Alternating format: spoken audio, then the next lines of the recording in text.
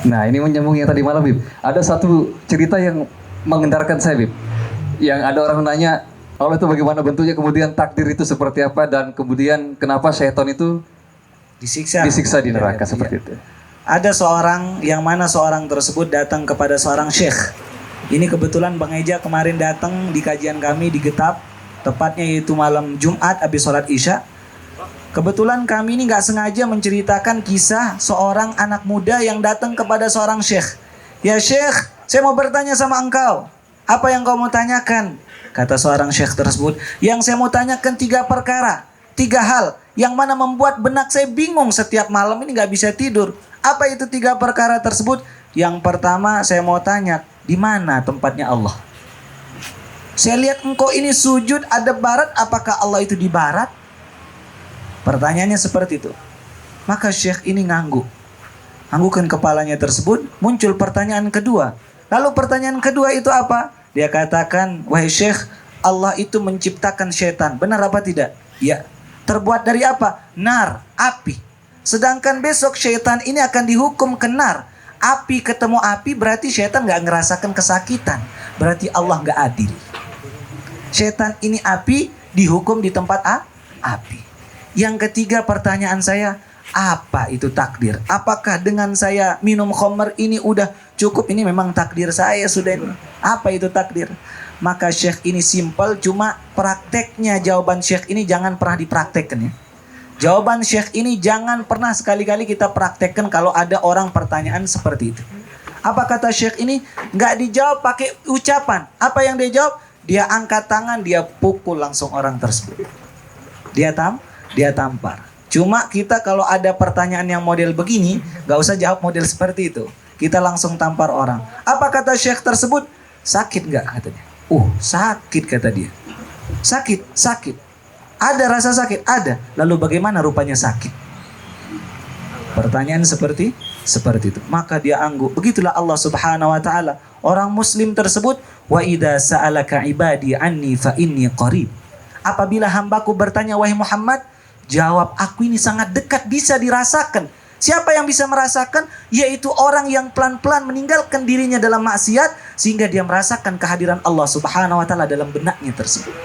Ketika dia mau bermaksiat, mulai dia berat, ada Allah di sini. Ketika dia mau minum khamr, ada Allah di sini. Ketika dia mau makan narkoba, ada Allah Subhanahu wa taala. Ini yang disebut namanya muraqabah. Ada rasa Allah dalam batinnya, dalam kulubnya. Ini yang disebut orang yang derajat iman sampai derajat ihsan. Merasakan Allah itu ada dalam dirinya. Ini yang disebut dalam Al-Quran. Wa idza sa'alaka ibadi anni fa inni qarib. Apabila hambaku bertanya sama aku, sama engkau wahai Muhammad, jawab, aku ini sangat-sangat dekat. Kalau sudah kita merasa dekat dengan Allah, janjinya apa Allah Subhanahu wa taala dalam Al-Quran tersebut? Ujibu da'watad da'i idza da'an. Apabila dia berdoa sama aku, pasti aku akan kabulkan. Syaratnya apa? Pertama, peka, merasa dekat dengan Allah. Kenapa doa kita nggak kunjung-kunjung dikabulkan? Karena kita nggak pernah merasa dekat dengan Allah Subhanahu wa taala. Intinya kepekaan, merasa hati kita selalu dekat dengan Allah Subhanahu wa taala, ini paling cepat dikabulkan doa kita sama Allah. Walaupun zahir kita ini nggak dilihat sama Allah. Kadang ada orang pakai ini apa namanya? Persing namanya. Anting. Kadang ada yang bekalung, kadang ada yang tatuan, kadang ada rambut panjang. Rasul mengatakan, innallaha la yanzuru ila suwarikum wa amwalikum. Allah nggak pernah lihat rupa kita, ganteng kita gimana, nggak pernah. Walakin yanzuru ila qulubikum. Yang dilihat pertama sama Allah, pusat perhatian Allah adalah hati kita. Hati yang mana? Hati yang jauh dari sifat hasad. Hati yang jauh dari sifat dengki. Hati yang jauh dari sifat yaitu sombong. Hati yang jauh dari sifat riya. Walaupun penampilan kita bagaimana, tapi hati kita suci, maka ini yang mendekatkan diri kita sama Allah Subhanahu wa taala. Berapa banyak orang, kata ulama mengatakan, ulama Yaman mengatakan, tadi Bang Eja sebut di Yaman sana banyak para habaib. Sebenarnya bukan para habaib, banyak kekasih Allah. Itu jawabannya. Kok tahu dari mana Pak Ustadz? Sebab doanya yaitu Abu Bakar As-Siddiq. Ditulis di Yaman sana ada 3 doanya Abu Bakar As-Siddiq buat kota Hadramut, yaitu tumbuhkan para kekasihnya Allah.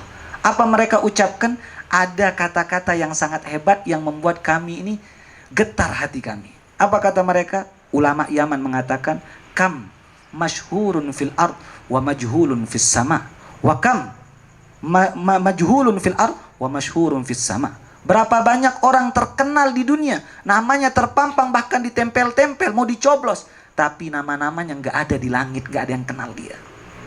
Berapa banyak orang nggak terkenal di dunia, diremehkan, diasingkan, dicemoohkan di masyarakat. Ah, anak kemarin nih, anak baru ke hijrah, tetapi nama-namanya terkenal di langit. Itulah target kita, hijrah, nama-nama kita dikenal di langit agar kita dibawa ke depan Rasulullah SAW menjadi umat yang diakui bersama Rasulullah SAW. Lalu pertanyaan kedua, kata Syekh ini tersebut, tangan saya dari apa nih? Dari daging. Daging apa tidak nih? Daging.